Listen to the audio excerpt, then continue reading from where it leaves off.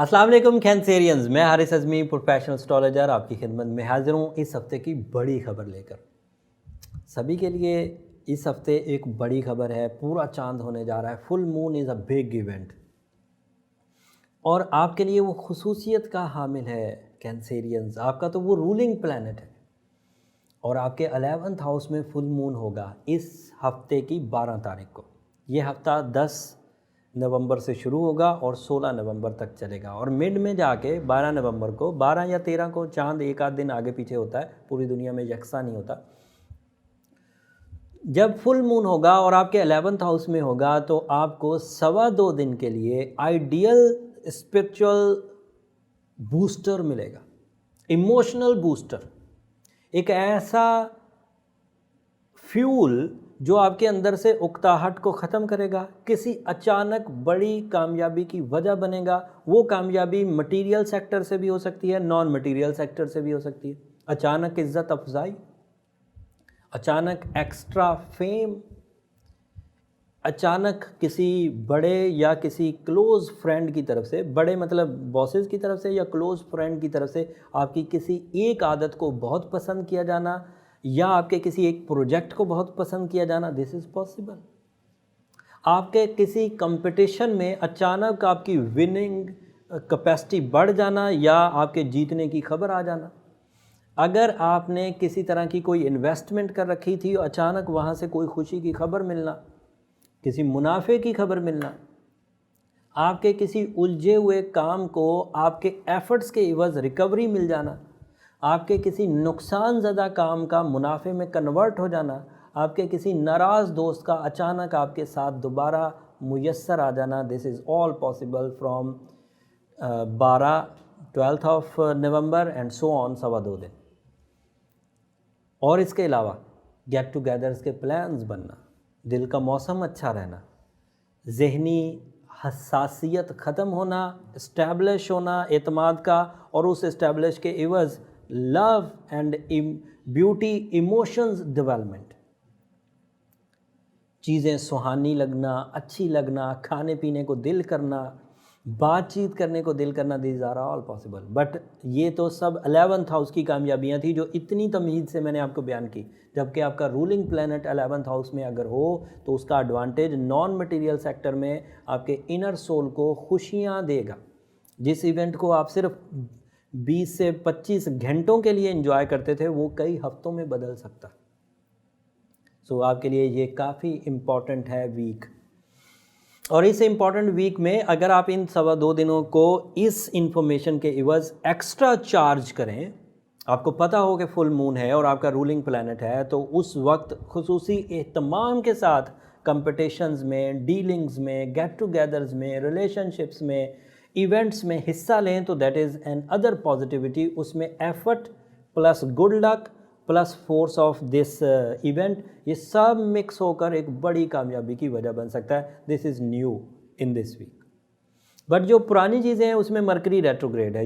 Mercury की retrogression अभी 21 या 22 नवंबर तक चलेगी और मरकरी की रेट्रोग्रेशन है भी आपके 5th हाउस में, जो स्टूडेंट्स के लिए अच्छी नहीं है, जो नए कारोबार के आगाज़ के लिए अच्छी नहीं है, जो किसी मुहिम जोई, किसी डॉक्यूमेंटेशन, किसी प्रेजेंटेशन, किसी ऐसे इवेंट जिसको आप फर्स्ट टाइम ज्वाइन कर रहे हैं, आप यूज़ टू नहीं हैं और ख़ुद भी महारत नहीं रखते, पहली दफ़ा करने लगे हैं, तो वहाँ पर आपको इरिटेशंस हो सकती हैं।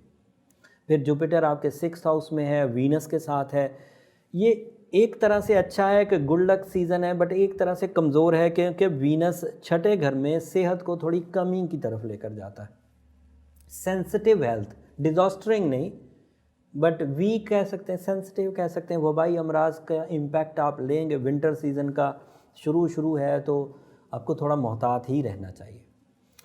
सैटर्न 7th हाउस में है एंड 7th हाउस मियाँ बीवी का है एंड 7th हाउस सैटर्न के आपके 7th हाउस में होना कोई इतना पॉजिटिव नहीं होता, जर्नल सी पॉजिटिविटीज़ देता है, जिसकी वजह से आप चीज़ों को समझ कर चलेंगे तो ठीक रहेंगे, अदरवाइज़ नुकसान का अंदेशा रहेगा।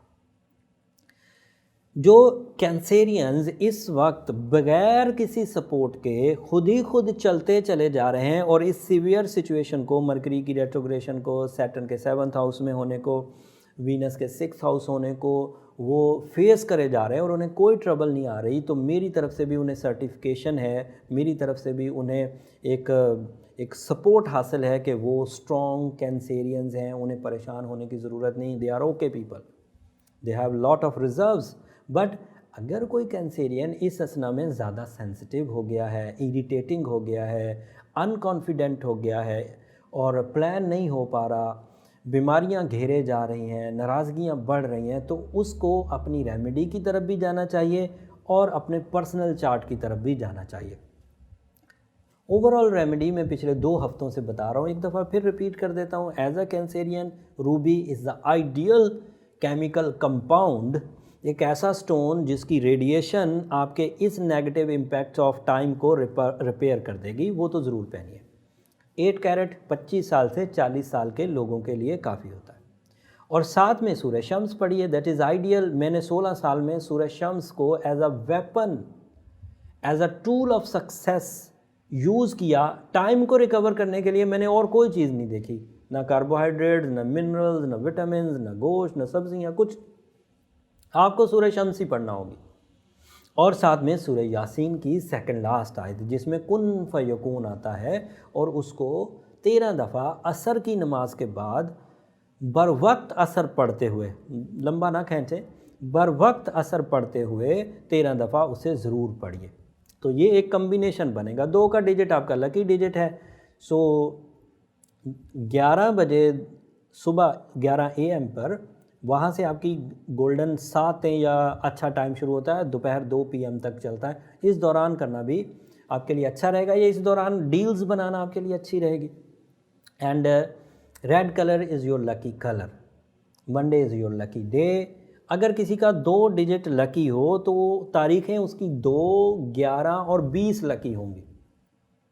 कामों को इस वक्त मोहतात अंदाज से करें, चे जाए कि आपके पास पूरे चांद की वजह से गुड लक मुयसर है, लेकिन मरकरी के रेट्रोग्रेशन की वजह से जहनी काबिलियत ज़रा वाइब्रेंट है, ज़रा हिलजुल रही है। तो अगर आप स्ट्रॉन्ग हैं, चीज़ों को प्रॉपरली कर रहे हैं तो नो प्रॉब्लम, लेकिन अगर कहीं कोई कमी है तो एहतियात बरती जाए। उम्मीद करता हूँ मेरी इस दी हुई इन्फॉर्मेशन से अगले 7 दिनों के फ़ैसले आप खुश उसलूब भी लेंगे, किसी तरह की ख़राबी को फेस नहीं करना पड़ेगा। अगर इस इल्म के बावजूद, इस नॉलेज के बावजूद ठोकर खाते हैं तो फिर मैं कुछ नहीं कर सकता, फिर आपको खुद ही अपने आप को संभालना होगा। अपनी नेचुरल एबिलिटीज़ को जज करने के लिए, अपने असेंडेंट, अपने मून साइन को जज करने के लिए आप अपना बर्थ चार्ट भी बनवाइए, उसके लिए नंबर नीचे चलते रहते हैं। अगले हफ्ते मार्स अपना घर बदलने वाला है और वो आपकी ज़िंदगी पर, ज़ाहिर बात है जब घर की तब्दीली आएगी तो अगले 6 हफ्तों के लिए वो कुछ नया रविश, कुछ नई सोचें पैदा करेगा। वो सोचें किधर को आपको लेकर जाएंगी, अगले हफ्ते तफसील से बयान करूँगा। तब तक के लिए इजाज़त दीजिए। जाते जाते चैनल को ज़रूर सब्सक्राइब कर लीजिए और मुझे भी अपनी दुआओं में याद रखिएगा। अल्लाह ने के बाद।